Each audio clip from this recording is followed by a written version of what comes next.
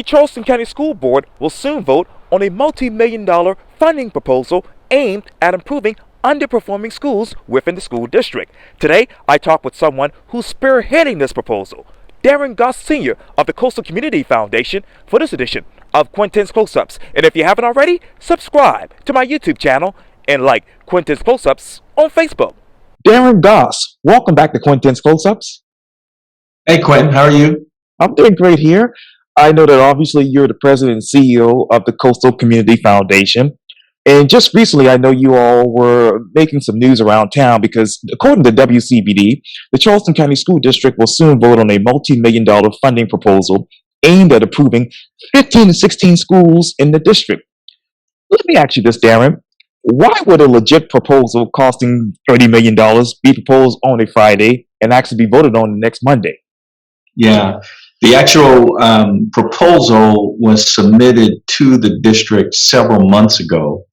And I think based on work with the board officers of the school district through several iterations of the proposal, Quintin, that took a lot of the time and energy, I think, quite honestly, because each of those folks wanted to put their perspectives, add their perspectives to the proposal, wanted to ensure representation. Quite honestly, if you see the proposal, there are actually, I think, a total of 21 schools, so board members wanted to do that as well.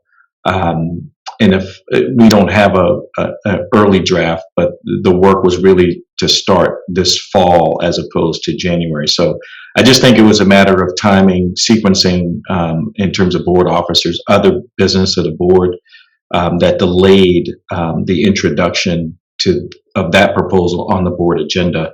And quite honestly, I think the Christmas holidays got the best of the calendar. So other than that, I do think that I applaud the board's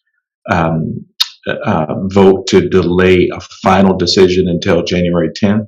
I think it does give us the opportunity over the next several weeks to do what we're doing, hearing from different constituent groups, working with different school board members who at this point still express some concern about representation on the commissions. And so we're going to work with them to answer questions, to be as available to different community groups to answer those questions and hopefully get an affirmative vote for this process to take place on January 10th. And I know on Monday afternoon, district leaders met for a committee of the whole meeting where they heard from obviously your nonprofit Coastal Community Foundation. I know you did an oral presentation in front of the board, Darrin, but why wasn't that written into your proposal? What was written into the proposal? Your oral presentation.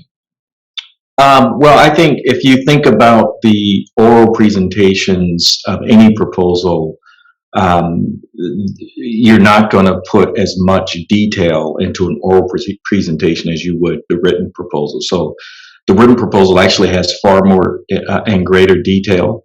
The proposal is actually for and to the school board itself. And so the school board, each member has the opportunity to receive the 30-something pages in the PowerPoint.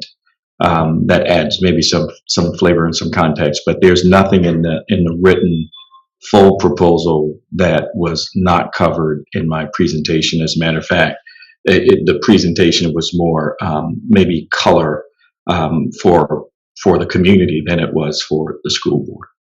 I know it is not written in the proposal, but you spoke of the Meeting Street model, which is not for working according to some people for the students and according to the parents that I speak with. How is your model going to work?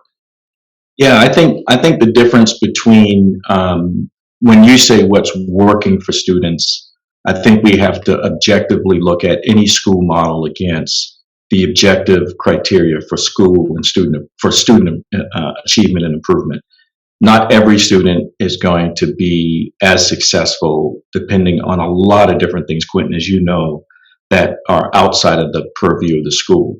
And so I think it's fair to say that the Meeting Street model, as an example, of an innovation school or what a school could become is a fair assessment. So, for example, the Meeting Street model in elementary schools provides for extended learning days, which increases the time a student has on task from, I think it's about 170 days of instructional time for traditional schools to about 180 days of instructional time. And I think anyone would agree that the more time a student has to learn, the better that student's going to do relative to where they start. The second part about, for example, the Meeting Street model, which is not what we're prescribing, but for example, an innovation school could employ a second teacher in the classroom. That teacher could be focused on reading recovery. This is a certified teacher versus a helper or some other iteration that you might find at traditional school. This, what we're proposing, suggests, Quintin, that the commissions, informed by parents, informed by administrators, informed by teachers, would not we wouldn't prescribe a particular model, that the commission itself, based on community feedback and buy-in, would recommend a model. So that model could be similar to Meeting Street. It could be similar to any other type of school model that's proven to be successful. That's going to be based on what the needs of those particular students are, and not what CCF thinks or what any particular interest group thinks, but the collective wisdom of the community based on this commission process. So we're not being prescriptive. The only thing we're being prescriptive of is a process that creates broad community engagement so that the community itself self-directs what their schools should look like and how their schools should operate. Would this mean a smaller class size? Potentially. Okay. Would you need at least, say, 8 administrators? 8 administrators? Yes, sir.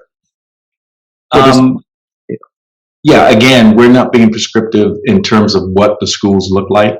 I think the best I could say to your audience and to folks is that we're going to let the size of the school, class size, the number of administrators, principals, APs be dictated by the process itself. You might find that for a particular school, the school model might require a lengthier school day that starts earlier to accommodate parents who work an early schedule, that extends longer to accommodate parents who may have a work schedule in the evening. And so that school may require more than a principal and an AP. You might require 3 administrators or 4. I'm just not quite sure. It really is about the context of the school, the students, and what those particular communities will need to support their students. One of the great things about models like this in the past, we call these community schools, is that it doesn't just require support from the school district, but it requires continued support from community partners, nonprofits, businesses, and others to help augment the teaching staff, the administrative staff, coaches, et cetera, et cetera. And so I think that the ability for communities to come together, determine what those needs are, how you're going to resource those needs, and do that over the long term is, to me, very exciting opportunity. Now, according to the proposal, the plan would focus on schools in districts 4, 9, right here in District 20, and of course 23. These areas obviously include North Charleston, downtown Charleston, as I just mentioned, Hollywood, Ravenel, and Johns Island. Where is the research for the model that you spoke of about this? Yeah, so the research, I can't think off the top of my head, but there's a lot of research. And let me just explain before I get into the research. The idea is that when you think about the schools that are having the most difficult time supporting students, we would call them, and they would be graded underperforming schools. Those schools tend to cluster in a couple of different ways. One is based on the rate of poverty of the students and communities that feed those schools. The other is based on demographics, racial demographics of the current school population, again, that feed those schools. So what this proposal lays out is a feeder pattern approach. that we would take and work with schools in a particular geographically defined feeder patterns. We know that certain communities feed certain schools, elementary level feed middle, middle feeds high. And so instead of doing a one-off innovation at a single elementary school and hope that those students actually end up going to a middle school that supports them, we took a look at the information and research that says if you were going to do transformation or school reform, do that in a full feeder pattern. So that a kid who has certain support needs at the elementary school level, that those supports are maintained at the middle school level. While they're going to be different, similar supports are maintained at the high school level. So that a kid from the time they're 4 and they start K4 has the supports that they need all the way through high school graduation. I'll have to get the research document that attests to the fact that particularly with lower income students and minority students, that kind of feeder pattern approach is absolutely very successful. And I just can't think of the name of the research document that we use. Yes, sir. What are the demographics in District 20, for instance? Yeah. So the demographics currently of the students inside the school are predominantly minority students. The demographics of the people who live in District 20 have changed dramatically, and even more dramatically in Charleston County over the last census. So you have an out-migration, quite frankly, of minorities, African Americans and other minorities in Charleston County. For the first time, the peninsula of Charleston is majority. And so there's two questions, Quintin, in what you just asked. One is, what's the demographics of the students who currently are enrolled in those schools? And the second is, what is the demographics of the students who should be going to those schools, right? And so that's the question. So let's talk about the difference between the two. Take a school at like Burke High School, for example.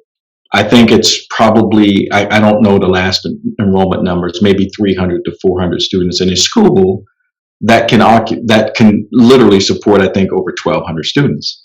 Well, it's undersubscribed. And so the question we have to ask ourselves as a community is, what do we need to do at Burke High School to help parents who would otherwise have their kids attend Burke High School?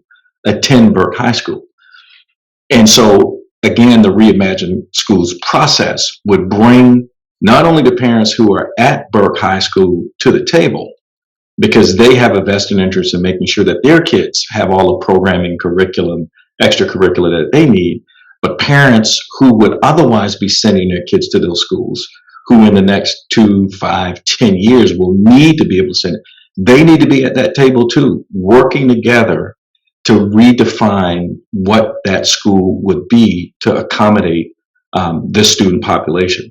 We just can't, we shouldn't have schools that undersubscribed. St. John's High School has a similar demographic challenge in student enrollment challenge as Burke High School.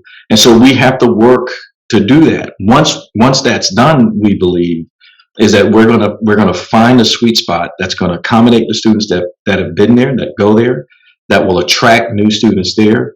That increased student enrollment will provide the financial resources to provide all the extracurricular, all of the programs and such, that so that every student that attends that reimagined school would benefit from the increased headcount of students. And that's one of the things, if you I'm sure you listened to the presentation, I opened about the structural challenges on policy that create unintended consequences for these schools. One of the structural challenges is the way schools are funded, Quintin, and that is that we have inherently commoditized students. And so the student headcount, per student headcount, is the revenue line for schools. And the less students you have, the less money you have to, for example, hire teachers. Okay. For instance, with my alma mater, Burke High School, how many students do you want to track as far as new students in the next 5, 10 years under your plan? Yeah, I think that's really, if you look at the demographics, and I didn't know you were a Bulldog, so kudos Class to of you. 2004. Youngin, you're a youngin, man. I'm James Allen. I'm a Trojan from 1989. So, look, I think the enrollment at Burke, I think hovers, if you're at max capacity, around 1,200 students.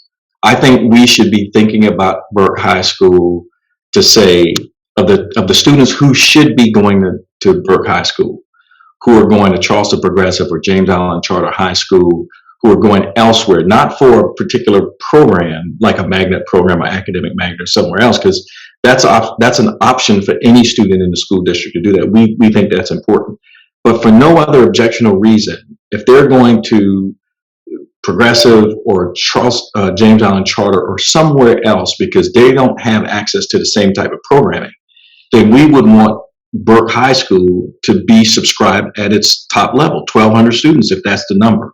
That's the mark we should be shooting for, right? Demographics would suggest that you should be able to get 1,200 students to who are zoned for that school to go to that school.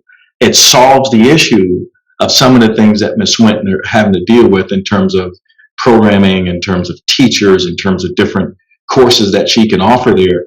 I think that solves the fundamental issue. The challenge is, and I think we all should read reality truthfully on this, is that until you do something different where parents feel very comfortable, like your parents did back in 2001 or 2000 when you were a freshman at Burke, Right. Comfortable sending you to that school, knowing that you were going to get what you need. Some of that's perception, some of that's reality. The reality of it is, look, Burke can't offer some of the courses that James Allen High School can simply because they don't have the head count. And without the head count, they just can't offer that Latin class or that Spanish class or whatever it happens to be. I'm just making these up anecdotally. So I think we would want to subscribe. We would want to make sure that if the school serves 1,200 students, there are 1,200 students in the school. And I'm running out of time because I know you got to go. But each commission would include a Charleston County School Board member, a constituent school board representative, school improvement council chairs, administrators for each school, and up to 10 at-large members, which could be teachers, parents, faith, and business leaders, obviously.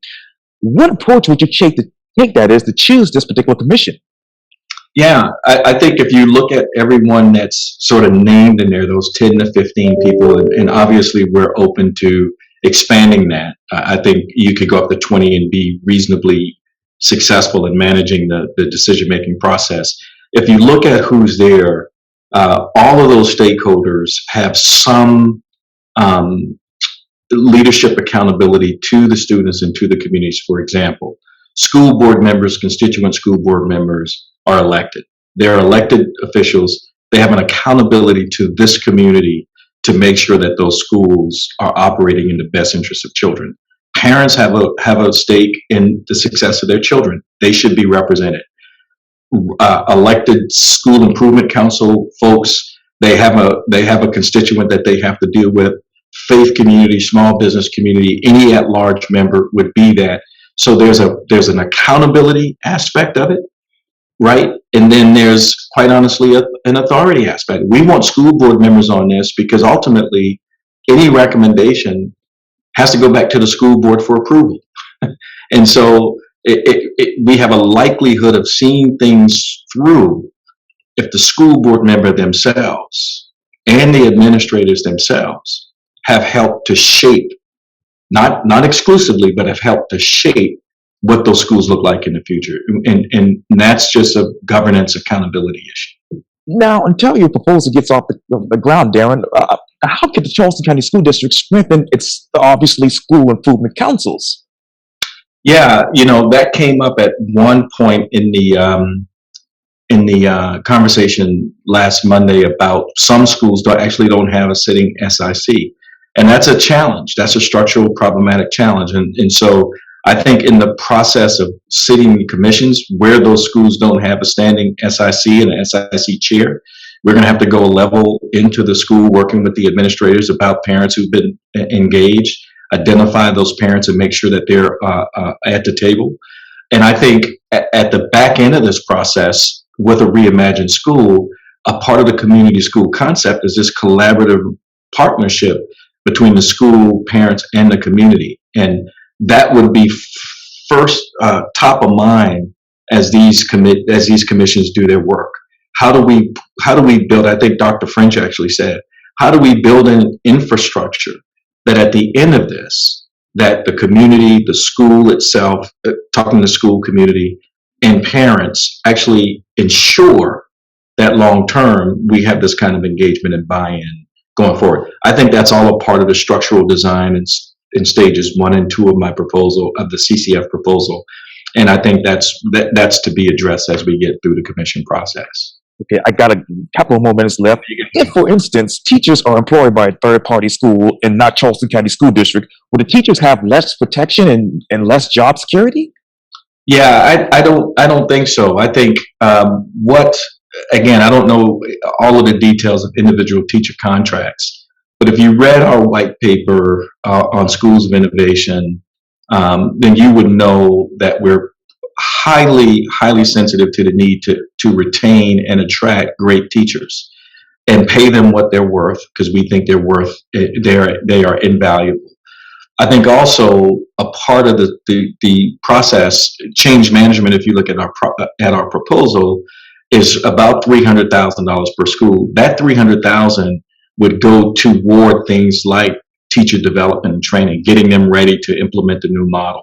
I think my mindset, and I think the mindset of reform-minded advocates, is that we need to make sure that our teachers are equipped to ensure that they can do the job that we ask them to do. And I think through the contract administration process, if they are managed by a third party, I'm not sure how it works technically, but we would try to work to ensure that they don't lose benefits, at least the minimum benefits, the benefits they're getting now from the state, but that this work in these particular school environments, that they get that they're compensated appropriately, which we feel like maybe for most of them they're not. Are there any protections for students or schools if any additions or changes were to be made? For example, I don't. So give me an example of protection of where you're going with this question. Yes, sir. If once a third party takes over these particular schools, are there any protections for the students and the schools if the third party were to come in and make additions or even make changes? Well, I think again, the premise of Reimagine Schools is what's in the best interest of those particular students at the time, potential new students, and then putting a school program together that's going to serve those needs. So, for example, I don't think that the school district would approve a new school or reimagined school that's going to adversely affect the students. First, thinking about student achievement and outcomes, but then secondly, addressing what's really important is that students who are zoned for certain schools need to be able to go to those schools and get what students across the school district are getting in some of the best performing schools. I mean, that would be top of mind, is to say that if you are going to Minnie Hughes out in Hollywood, that your educational experience would be complementary, if not consistent, with someone going to Stiles Point Elementary School on James Island. You follow what I'm saying? So I think that's baked into the decision-making process. Again, if the commissions do their job, which I believe they will, they're not going to compromise the integrity of what it means to educate these kids, in particularly exceptionally well. So yeah, I think by contract, if it's a third party, if you read the law HB 3589 Act 20, there are certain very specific student academic metrics as well as financial metrics that have to be reported on an annual basis in order to do that. And what will qualify a school to receive funding from the Coastal Community Foundation's Innovation Fund? Yeah, I think we would work to create a grant process for that fund. So, for example, a school might, in year 3 of their implementation, because their head count has gone up, they don't need to rely on additional money for expanding the teachers or anything else. A school might say, you know what, we have a second teacher in the classroom, and or we're paying our teachers a premium to work in this particular school, and the difference in that salary is, let's say it's $250,000 a year. Well, they could request a grant from the CCF Innovation Fund to cover that gap, which would not be covered under a traditional public school contract. So we would then be entertaining grants that ensure the innovations stay in place, not to necessarily take care of the things that public dollars should be taking care of. If the commission decides the school should keep its existing structure but improve by reducing class size, will they receive the extra funding? I think it all depends on the structure that's created. So a traditional school, for example, so the reason I'm answering this way, because if a school decides to stay managed by the school district, they would have to, and they wanted to reduce class size or hire a second teacher, they would have to request a waiver from the state of South Carolina. The school board would have to approve it. The South Carolina State Board of Education would have to approve it. In that instance, approval by both the school board and the state board would absolutely necessitate that school could request a grant to ensure that innovation stays in place. The accountability for us as a foundation would be the same. Are the dollars actually going toward the innovation that public dollars can't support? And I would imagine we would support a grant for something like that. Yeah. Or is this just reserved for schools that convert to public-private partnership schools? No, I just answered the question. Right. I think there are three real ways to receive funding, or the way we look at innovation schools. It's the district managed school of innovation. Think about North Charleston High School as an example of that. They've requested waivers. Right now, if Mr. Darby wanted to request money, if we had this fund, he could absolutely do that. The second way is a private-public partnership, managed by a third party or managed by another separate nonprofit, which the school district's School of Innovation policy allows. We would certainly entertain a grant proposal from that. If a school just goes through this process and says, look, we're going to maintain the status quo, I think they would have a hard time justifying innovation if they were going to be the same school they were at the end of this process, and thus probably making their chances of getting a grant through the innovation fund unlikely. And I know policy IHBHE has reportedly been written for this Charleston County School District. So why does this policy need a review by a third party? Which policy? IHBHE. Yeah. I'm not sure about a third party review. So I'm not quite sure about the school district's policy needing a third party review. Okay, no worries. I know that recently it was reported this quote: President and CEO Darrin Goss says they're not in the business of running schools, and no decisions made by commissions will be influenced by the nonprofit. But I also learned that you have been reportedly interfering with the Charleston County School District operations for years. In fact, I learned that you reportedly facilitated the Charleston County School Board's Board of Trustees Board Goals workshop on January 11 this year, and to film videos on the YouTube page of the Charleston County School District. So are you guys really in the business of running schools, Darrin? First of all, we don't run schools. and that would be well outside of what a community foundation would do. Now, I take exception to the idea that we're interfering with the school district in their affairs. And let me just share with you why. Okay. Because we were invited in January to facilitate that board retreat. We didn't, and we have no standing to just sort of show up and do things like that. We were invited in.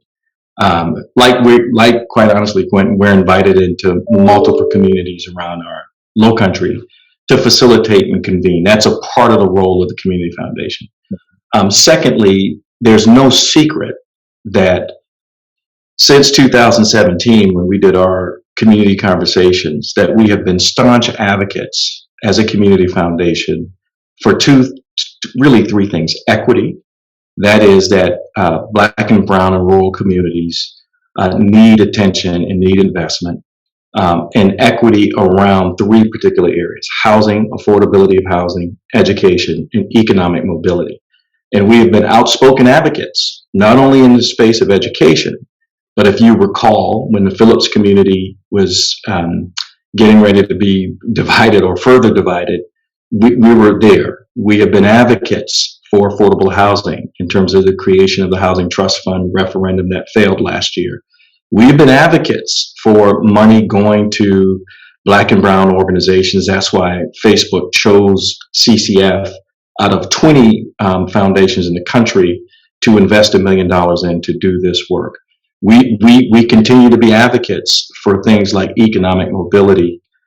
We created a place-based impact investing fund that has now given out more than $2 million to support job creation, access to affordable health care, and affordable housing, both here in the Charleston area as well as Beaufort. So the reason I take exception to the idea of interfering is because we are not interfering. We're playing the role that a community foundation should play in a community. And that is to say, once we've heard from our community stakeholders, which we continue to do, and we're in position to either convene or invest, that's the role we play. And education is no different for us than housing or economic mobility.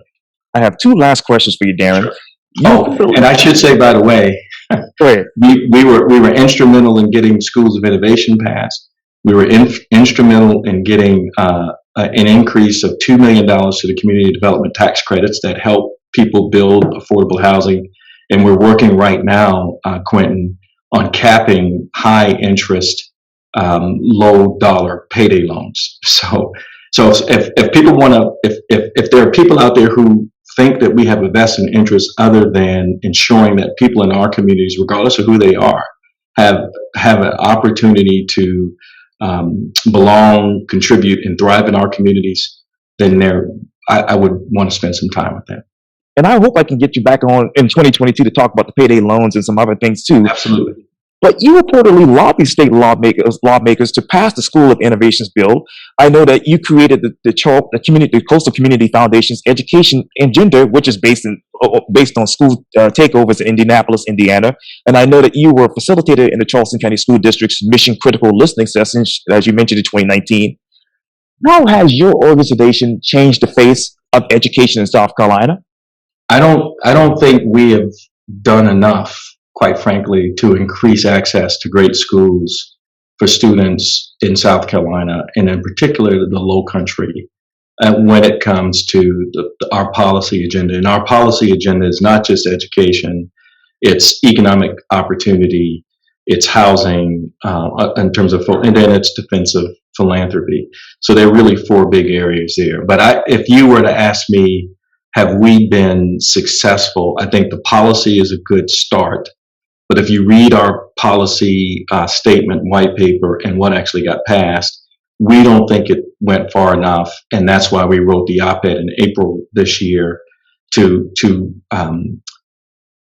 support or to encourage school districts to both use the policy and then put some safeguards for community involvement, community feedback, teacher retention. If you read the white paper in our article, you will see that in there, because our first mind is toward community. Secondly, we see the foundation playing a very pivotal role in the future of ensuring that not only our programmatic dollars, what we do in grant making, can make a difference, but that the policy environment, the policies in many cases, as you know, perpetuate some of the structural challenges that we have as a community, that the policy environment is such that that what we do from a funding standpoint actually has a chance at long-term and sustainable impact. We believe we got to do both. Now, to many parents that I spoke to, Darrin, to them, this proposal reads administrative heavy. Is this just another thing teachers get assigned to do on their own time for no extra pay while the company gets paid the money? Yeah, so I think if you really read the proposal and if parents really understood the proposal, of the 32 roughly $1 million, only about 800, less than $1 million is on administration. And that administration is really about engaging them. 31.6 million or so, 31 million of it is really going to schools to support the innovation. So again, that's just That's just to say that the commitment of this proposal is really about what happens in the school. It's not about what happens at 75 Calhoun. It's not about what happens at 1691 Turnbull. It's really about the engagement with them and then the subsequent implementation of what they see as the best model for their children. That would be basic, that would go directly to what teachers, I think, are frustrated with. High demand, moderate pay. I think this speaks directly to those concerns. What does Charleston County School District need outside management of their funds? We're not managing their funds, so we would not manage their funds at all. The school district would maintain those dollars. They would only invest those dollars. I said this last Monday. Okay. They would only invest those dollars after recommendations from commissions, after the CFO, Don Kennedy, and his team has basically ensured the budget, after they have worked with the administrators for the school and know exactly what they would be paying for. And then they would commit those resources to those innovations. CCF or no other entity would be managing funds on behalf of the school district. That people have also asked, why does CCF come up with this and not the school district itself? I think the school district has, as I said last Monday, they've done what they could do, and sometimes great organizations need outside perspective in order to do the things that need to get done. And so this is no disrespect to the school district or any of the hardworking staff there, but when you've got to manage the 80 other schools, you might need to have some outside support to really focus in on these most challenged schools. And I think that's just wise business.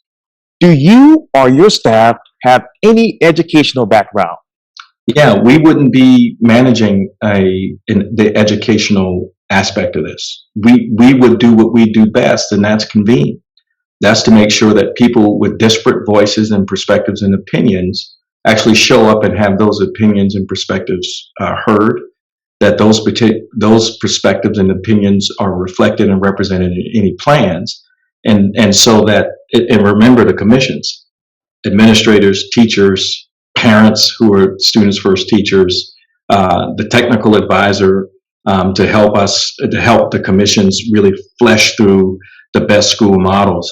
That's not our role. The role CCF would play would just be to organize and convene what we think we have, quite frankly, 47 years of history doing, would be the role that CCF would play. And no other role than that. And why should this take 10 years to make it work? The 10-year period, Quintin, is well, let's talk about what it means to reform a school first. If you do something today in a school, at an elementary school, it's going to take at least 3 years. And remember, students progress, so it's going to take 3 years to just be able to see, did what I do in 2022 make a difference in 2025? So you already got to give yourself some time. That's why Schools of Innovation and Law gives schools 4 years to demonstrate consistent and progressive success. 10 years, quite honestly, you're talking about almost the entire life cycle of a kid who might start school at at Mount Zion in the first grade. By the time they're a sophomore, we will have seen their success, right? Knowing that it's going to take a couple years, 2-3 years to ramp up. That's why, to me, the feeder pattern approach is so important. That's why we've got to give ourselves time. And I think you won't have to wait 10 years to see success. You'll be able to measure success on an annual basis based on student growth, based on student achievement. And overall, I think we should be able to look back in a decade at these particular schools and not only see the material improvement and who's going to those schools. They will attract more students, which is a great sign of quality. But then you'll see the material growth in the students who actually attended those schools from the start and see where they end up in terms of their academic trajectory. It takes time to reform schools that have underperformed for generations. Darrin Goss Sr., thank you so much for your time. And again, welcome back to Quintin's Close Ups. I know you got to run, so thank you so much. Yep.